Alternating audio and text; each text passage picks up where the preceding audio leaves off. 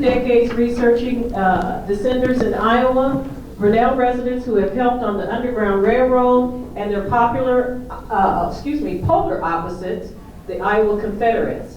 He shares some of these stories with audiences across the state through the Humanities Iowa Speakers Bureau. He has worked as an interpreter at Living History Farms for 10 seasons. Mr. Connon is a member of the Sons of Union Veterans, an associate member of Sons of Confederate Veterans, and a member of the Des Moines Civil War Roundtable. His articles have appeared in Iowa Heritage Illustrated, Iowa History Journal, and Illinois Magazine, and local papers in both states. So please welcome Mr. David Connon. Thank you. Thank you so much. Strong Iowa men standing shoulder to shoulder in the ranks of the Union Army, loyal to a fault. This is the popular picture of our state during the Civil War. The reality was a bit more complicated. I have documented 76 Iowa residents who left our state and served the Confederacy during the Civil War. They entered every branch of the Confederate military, and one Iowa resident, actually an Iowa native, is listed on the honor roll, the Confederacy's highest recognition of valor in battle. Those men could be called shadow images or doppelgangers of their Union counterparts. The data shows 3 main motives for Iowans to serve the Confederacy. Some were interconnected. The most common was opportunism, often related to earning a living with little regard for principles or consequences. Many of these men had moved south in the late 1850s seeking a job during the financial panic of 1857. The Iowans encountered many Southern influences. When war broke out, they still wanted a paycheck and they enlisted. It is helpful to remember that many Iowa Confederates were young men and they loved adventure. I call the first story Ramblin' Man, an impatient Iowan in the Confederate Navy.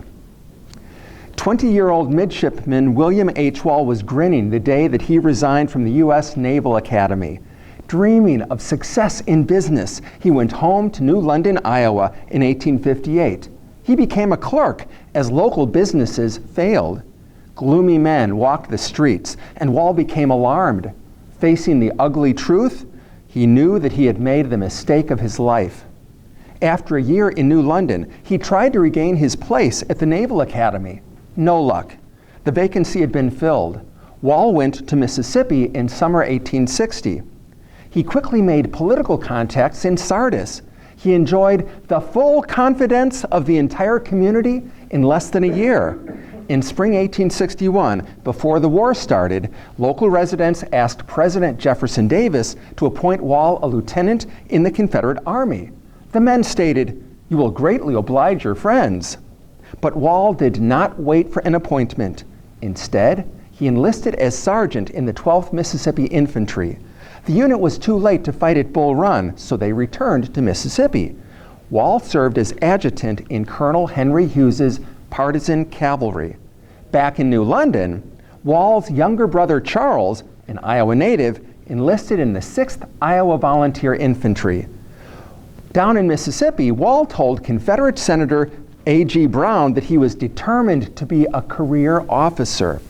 Wall's first choice was a commission in the Army. His second choice, the Navy.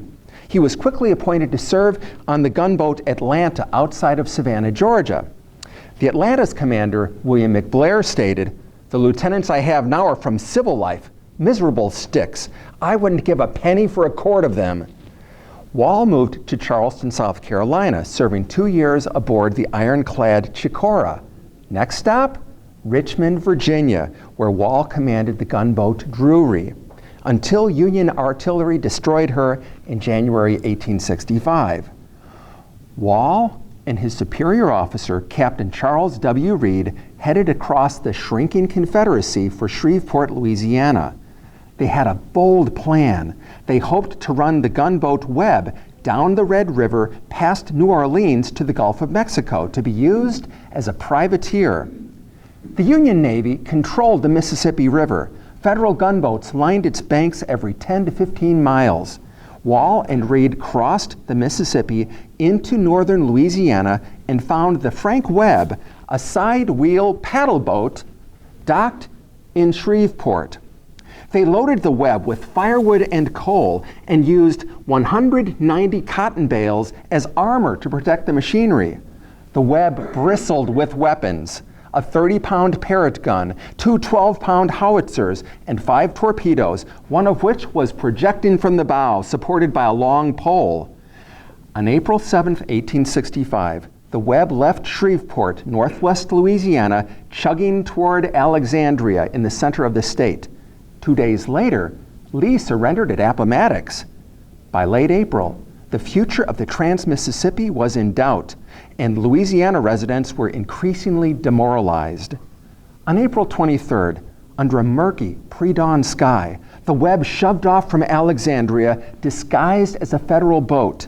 Slipping past a squadron of Union vessels below Simmsport, it entered the Mississippi River.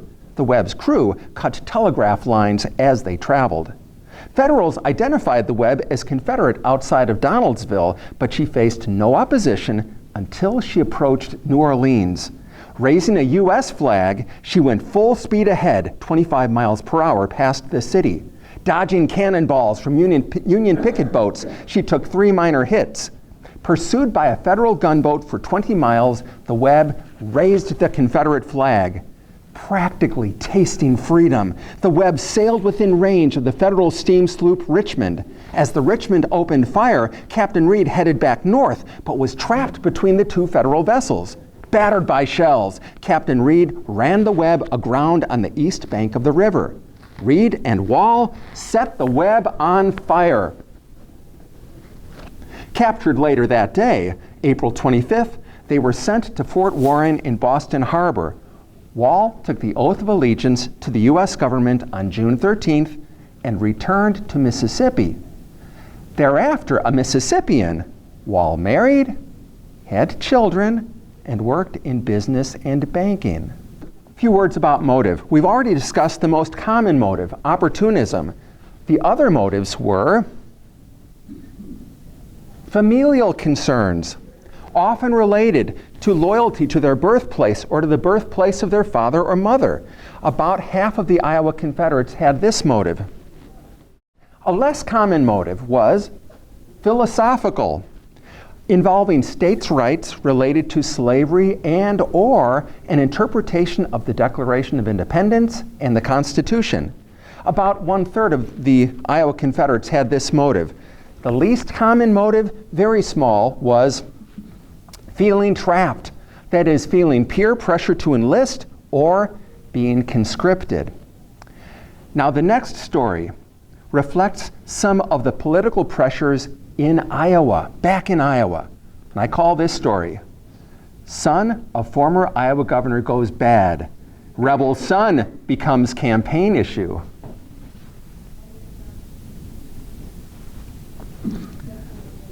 Junius H Hempstead set down the chisel and ran his fingers over the marble bust, the marble contours of the bust. He was reminded that God, on the 7th day, looked at his creation and said, "It was good, very good." A Dubuque arts patron was so impressed that he offered to send 18-year-old Junius to Europe to study art. But Junius's father, a realist who had been Iowa's second governor, nixed the idea, insisting that Junius receive a good civil and military education. He tried unsuccessfully to enroll his son at West Point. Another option appeared. Former Governor Stephen Hempstead and his wife Lavinia, a native of Maryland, would long remember the day that Junius enrolled at the Virginia Military Institute, 9 months before Fort Sumter.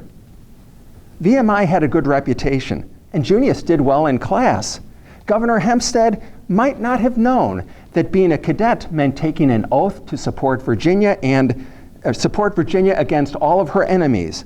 Junius later explained that he believed in states' rights to the fullest extent, and he thought every state is a sovereign power, privileged to withdraw at will. He quickly identified with Virginia and his fellow cadets. After Virginia seceded, Junius wrote, Her enemies became mine. Junius and other cadets entered the 5th Virginia Infantry. His service became a campaign issue for his father, who was running for Dubuque County Judge. A newspaper article criticized former Governor Hempstead. The article stated, "Governor Hempstead does not believe in the war to put down rebellion. On the contrary, he believes in the war begun by the South to destroy the government. For he has a son in the rebel army fighting against his country. Who knows but that some of our own citizens may have a relative shot by the hand of this rebel son of a disloyal father?" A letter to an editor accused, "That son joined the rebel army and did so with his father's approval." In spite of the uproar, Governor Hempstead was elected county judge. Meanwhile, Junius, the artist, was becoming a warrior. His superior officers asked Jefferson Davis to give Junius an officer's commission. They described him as a worthy young gentleman and a proficient drill master who acted with bravery and coolness in 2 battles. The officers explained why Junius needed a commission. They stated, "Mr. Hempstead's father and friends are residents of the state of Iowa, and though Southern in their feelings, are unable to give him any pecuniary assistance, and as it would be unsafe for him to visit them, he is entirely dependent upon himself for a support." Now, Governor Hempstead likely had fond memories of years spent in Missouri as a teen and a young adult, but he didn't side with the Confederacy. He was a Douglas Democrat, and even Junius admitted that his father was a strong Union man. A month after the officers wrote Jefferson Davis, 2 of Junius's Dubuque friends visited him in camp. Junius made them feel welcome, and they talked over Iowa matters. Both friends later entered the Confederate service. Junius became a lieutenant in the 5th Virginia Infantry. He was badly wounded in the shoulder at the Second Battle of Manassas. After he recovered, he rejoined his unit. At the Battle of the Wilderness, amid a flurry of bullets, he was wounded and captured. Union authorities moved Junius and hundreds of other Confederate officers to Fort Delaware. All too soon, Junius was tested to the edge of his endurance. Junius and 600 other Confederate officers crowded into the dark hold of a Federal steamer. Seasickness and lack of sanitation bedeviled them for 2 weeks. They arrived at Morris Island outside of Charleston, South Carolina, and entered Fort Gregg. Its cannons were pointed at Charleston and 2 Confederate forts, Sumter and Moultrie. The prisoners were held behind the cannons inside a wooden stockade, 4 men per tent. The POWs seemingly were there because of vengeance. A year earlier, in 1863, Union troops had captured Fort Wagner, further west on Morris Island. They began firing cannons at a civilian neighborhood of Charleston. Some of the shells were incendiary. Months later, seeking relief, Confederates placed 45 Union officers and 5 generals in the besieged neighborhood. In retaliation, the Union Army placed Junius and the 600 other officers in the line of fire of Confederate guns aimed at Fort Wagner. The bombardments began on Junius's second night.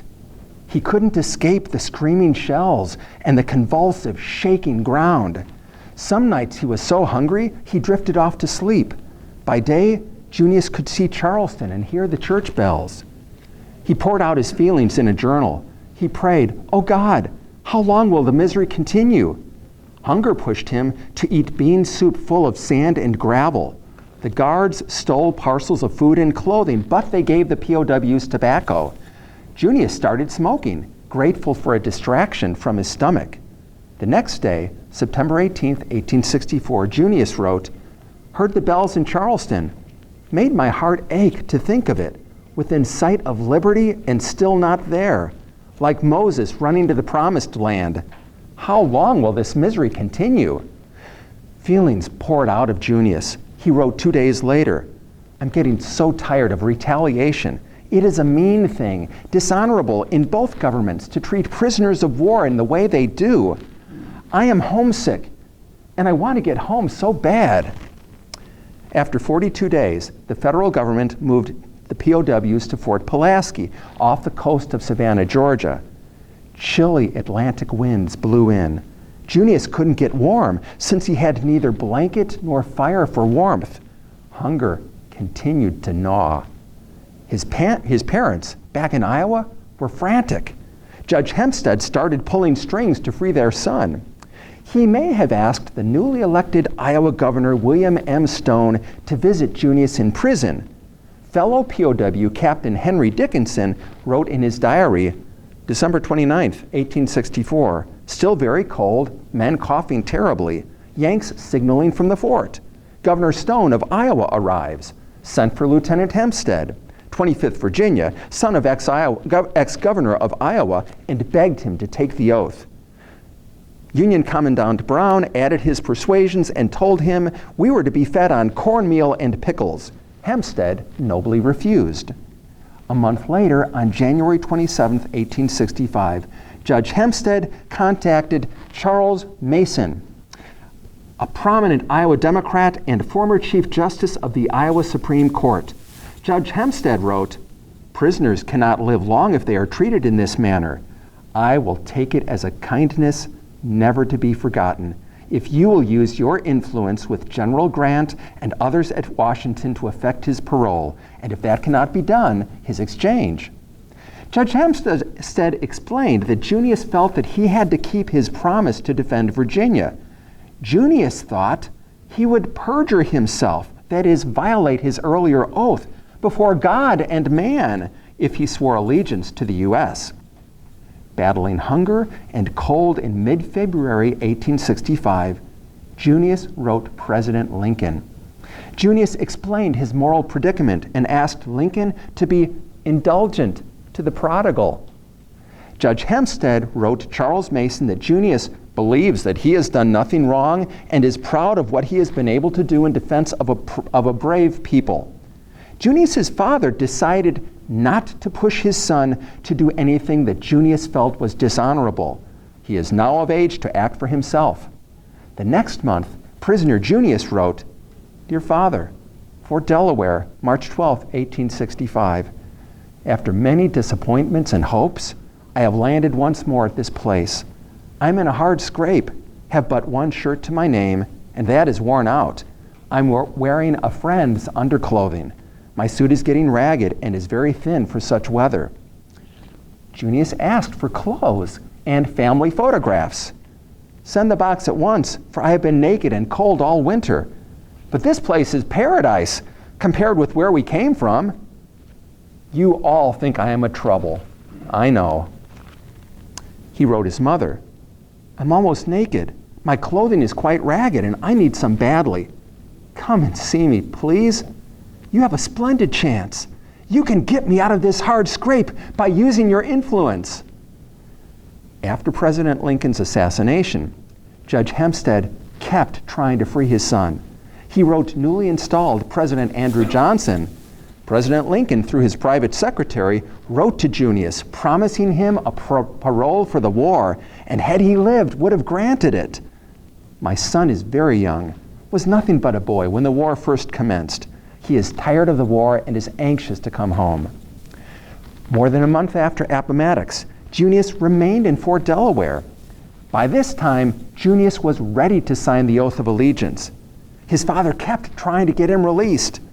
Judge Hempstead described Junius to Charles Mason as a boy who went into the war without mature consideration and, as he supposed, to defend the state of Virginia. On June 16th, Junius finally signed the oath of allegiance. He returned to his parents in Dubuque. While there, he wrote Paul Cantwell, a fellow former POW, "I'm going to write a book, and I'm going to publish to the world the cruelty of the Federals to Confederate prisoners." Junius later explained to Cantwell, "The book will show two sides to the question and open the eyes of a number of sensible men in the North." By that Christmas of 1865, Junius had written some 350 pages.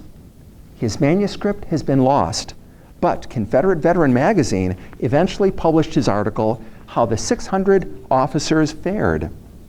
Thereafter, Junius lived in Memphis and then Louisiana, mainly writing poems and novels, often related to VMI and his wartime experiences. Late in life, he became president of the Immortal 600 Association. Junius died on September 16th, 1920 in Jennings, Louisiana. Would you like to share any questions or comments about Junius and his parents? Sir? You mentioned the oath of allegiance. Is that all it took for a Confederate soldier to be set free and forgiven, essentially, to sign that oath? Pretty much. For most of them, yes. You mean after the war or during the war? Both, I guess, during the war. Pretty much. That is true. Now, it was a little more complicated. First, the Confederate POWs had to get permission to take the oath. Sometimes the commanding officer wasn't about to give permission to these POWs in captivity. Another thing is, it seems that for Confederate POWs who took the oath and they oath of allegiance to the U.S. government, they then had to make arrangements for and swear that they would go north of go into Union territory and stay there, and they would keep their noses clean, so to speak, not do anything wrong again. So that was another layer of legalities. After the war, President Andrew Johnson was gradually, over time, he amnestied different groups of Confederates. At the beginning, when the war ended, because Iowa Confederates had left Iowa, and had been Iowa residents, that was a special category that there was no amnesty at first. I mean, broad amnesty to former Iowa Confederates. Later on, they were included in the offerings. That's a great question. Did that answer? Yeah. Okay, you bet. Yes, sir. Where is Junius buried?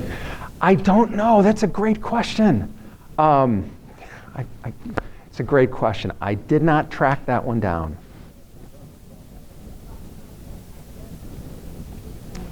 I have some dealings with Woodland Cemetery. Mm-hmm. Someone recently mentioned to me that they discovered there are a number of Confederate soldiers buried at Woodland. Do you know anything about it? One is former Lieutenant Colonel Good from Mississippi, I believe.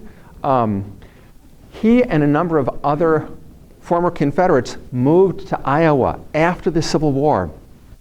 This state that had not experienced the physical ravages of war, many Iowans were still greatly affected by the war. There's no mistake, but at least physically, they didn't have the destruction that was present in so much of the South.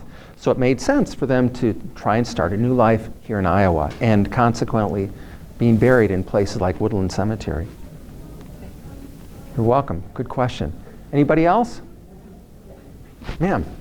Were there other Union states that had soldiers that fought for the Confederacy as well, or was Iowa kind of unique in that? It wasn't. The only other state that I can speak, well, aside from the border states like Kentucky, where there were many Union and Confederate soldiers from, border states aside, Illinois was another example. There were Illinois was a little bit different. There were two counties next to each other that contributed enough Confederate volunteers that they formed essentially one Illinois company of a Tennessee infantry unit. It was nicknamed an Illinois company. Now, it wasn't officially that, but enough guys did this. The historian Ed Gleason, who wrote a book called Illinois Rebels, he estimates that maybe 300 Illinoisans in total entered the Confederate service. But still, whether you're talking about Illinois rebels or, in my case, Iowa Confederates, The men from Iowa, for example, they were a drop in the bucket compared to 76,500 Iowa Union troops. And I like to say that these stories of Iowa Confederates does nothing to take away from Iowa's proud Union heritage. It's just another wrinkle in the story of Iowa and the Civil War. Thank you. Yes, ma'am.